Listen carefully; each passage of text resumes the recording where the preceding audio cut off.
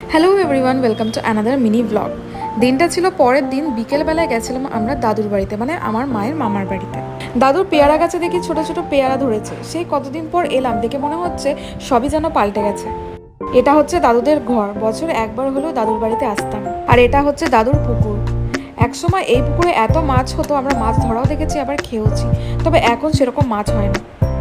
দাদুর বাড়িতে অনেকদিন পর ঘুরে বেশ ভালো লাগলো। এটা হচ্ছে পরের দিন সকাল, দিদার বাড়িতে এসেছে। আর দিদার হাতের নাড়ু খাবো না সেটাও হয় না, দিদা তাই জন্য নাড়ু বানাচ্ছে।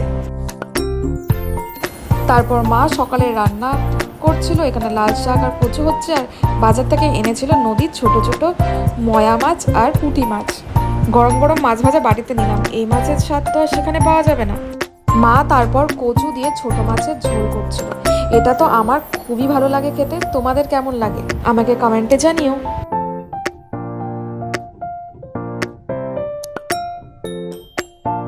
দিদা আমাকে থালা সাজিয়ে ব্রেকফাস্ট খেতে দিয়েছে।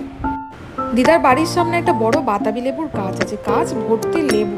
দেখে এত ভালো লাগছে। আর দু তিনটে লেবু দেখছে একদম নিচে ঝুলে আছে, দেখে হাত দিতে ইচ্ছে করলো।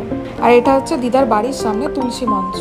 পাশে দেখি এই পিঙ্ক কালারের ফুলটা ফুটে আছে, দেখতে কি সুন্দর লাগছে। আর দেখি আবার অ্যালোভেরা গাছ। সকালে এত হেভি ব্রেকফাস্ট করে নিয়েছিলাম যে দুপুরবেলায় খুব হালকার উপরে খেয়েছিলাম। তারপর দেখি দিদার দুধ দিয়ে ক্ষীর বানাচ্ছিল। বিকেলবেলা একটু মাসির বাড়ির ছাদে আসি। মাসির বাড়ির ছাদে উঠে দেখি বেশ ভালোই গাছগুলো দেখতে লাগছে। আর এখানটায় তো পুরোটা দিদার বাড়ির জায়গার গাছগুলো আছে।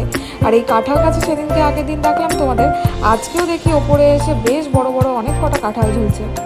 এবারেও এসে দিদার বাড়ি কাঁঠাল খেলাম, এত মিষ্টি খেতে।